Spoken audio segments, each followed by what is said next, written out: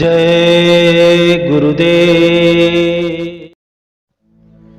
सत की संगत का फल, एक घड़ी आधोघ, आधो में पुन आध, स्वामी संगत साध, कटे कोट अपराध।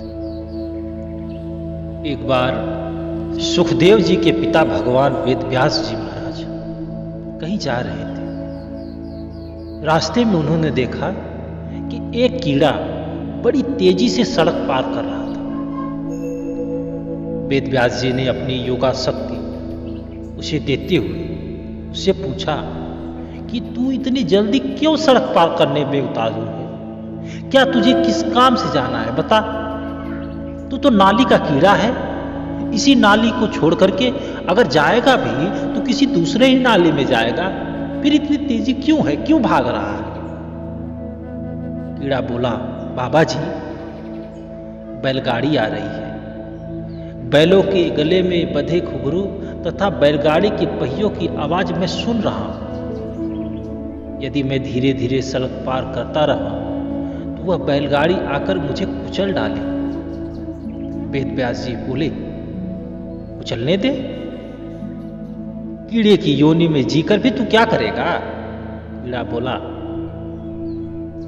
महर्षि, प्राणी जिस शरीर में होता है उसको उस शरीर की बड़ी ममता होती है। अनेक प्राणी नाना प्रकार के कष्टों को सहते हुए भी अपने जन्म को, अपने योनि को, अपने शरीर को बड़ा प्यार करता है।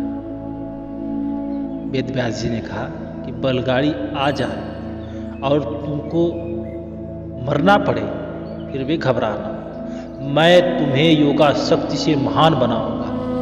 जब तक ब्राह्मण शरीर में न पहुंचा दूं, अन्य सभी योनियों से शीघ्र छुड़ा कर तुमको अपने वचन को सिद्ध करूंगा। मैं उस कीड़े ने महर्षि की बात मान ली और बीच रास्ते में रुक गया। बैलगाड़ी आई और वह मर गया। फिर वेदव्यास जी की कृपा से वह क्रमशः कौवा, सियार आदि योनियों में जब जब भी उत्पन्न हुआ, वेदव्यास जी ने जाकर उसे पूर्व जन्म का स्मरण दिलाया। इस तरह वह क्रमशः मृग, पक्षी, शूद्र, वैश्य जाति में जन्म लेता हुआ क्षत्रिय जाति में उत्पन्न हुआ। उसे वहां भी वेदव्यास जी दर्शन दिए।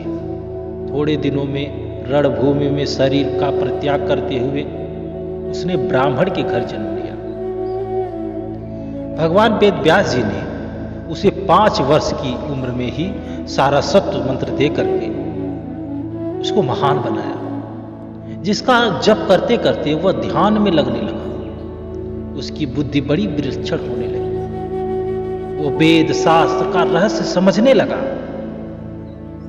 7 वर्ष की आयु में वेदव्यास जी ने उसे कहा कि कार्तिक क्षेत्र में कई वर्षों से एक ब्राह्मण नंदभद्र तपस्या कर रहा है। तुम जाकर उसकी शंका का समाधान करो। मात्र 7 वर्ष का वह ब्राह्मण कुमार कार्तिक क्षेत्र में तप कर रहे उस ब्राह्मण के पास वह पहुंचकर बोला कि हे ब्राह्मण देव, आप तप क्यों कर रहे हैं? ब्राह्मण ने कहा, हे ऋषि कुमार, मैं यह जानने के लिए तप कर रहा हूं कि जो अच्छे लोग हैं, सज्जन लोग हैं, वे सहन करते हैं, दुखी रहते हैं और पापी आदमी सुखी रहते हैं। ऐसा क्यों है? उस बालक ने कहा कि पापी आदमी यदि सुखी है तो पाप के कारण नहीं, पिछले जन्मों के कई पुण्यों के कारण। वह अपने पुण्य खत्म कर रहा है। पापी मनुष्य भीतर से तो दुखी होता है, भले वह बाहर से सुख दिखाने का प्रयत्न करता है। धार्मिक व्यक्ति को ठीक समझ नहीं होती, उचित दिशा व मंत्र नहीं मिलता, इसलिए वह दुखी होता है। वह धर्म के कारण दुखी नहीं होता, अपितु समझ की कमी के कारण दुखी होता है। समझदार को यदि कोई गुरु मिल जाए तो वह नर से नारायण बन जाए, इसमें आश्चर्य नहीं है। ब्राह्मण ने कहा कि मैं इतना बूढ़ा हो गया, इतने वर्षों से कार्तिक क्षेत्र में तप कर रहा हूँ, मेरे तप का फल यही है कि मुझे तुम्हारे जैसे 7 वर्ष के योगी के दर्शन हुए।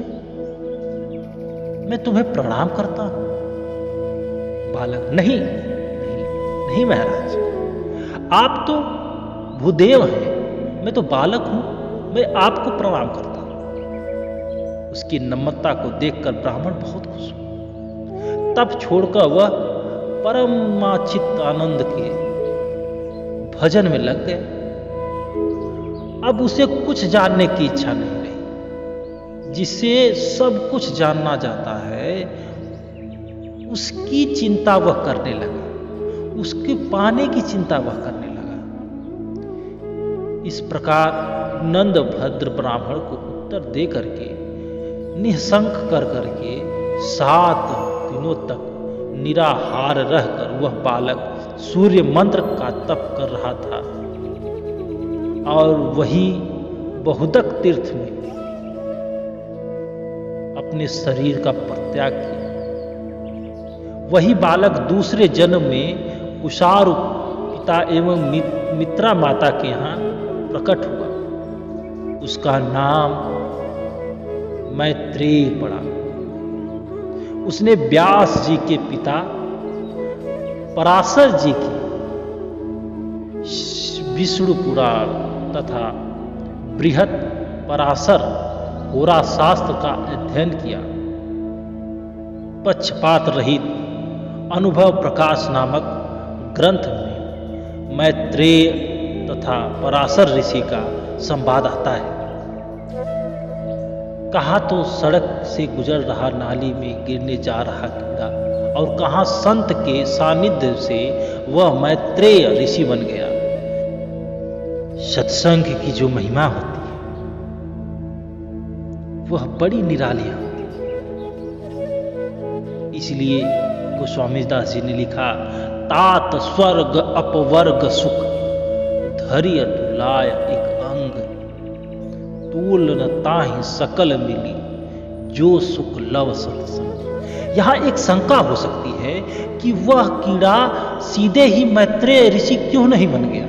अरे भाई, यदि आप पहली कक्षा में विद्यार्थी को नहीं डालोगे और आपको एमए में बिठाया जाए तो क्या आप उसकी परीक्षा को पास कर सकते हो? नहीं। दूसरी, तीसरी, चौथी, 10वीं, 12वीं, बीए आज पास करना पड़ेगा, फिर आप एमए में प्रवेश कर सकते हैं। किसी चौकीदार पर प्रधानमंत्री अधिक प्रसन्न हो जाए तब भी वह उसे सीधा कलेक्टर जिलाधिकारी नहीं बना सकता। ऐसे ही नाली में रहने वाला कीड़ा सीधा मनुष्य तो बन सकता है लेकिन महान नहीं बन सकता। इसीलिए उसके कर्मों के अनुसार उसको अन्य योनियों से गुजारते हुए उसको मनुष्य जन्म देना पड़ता है। संत समागम की, साधु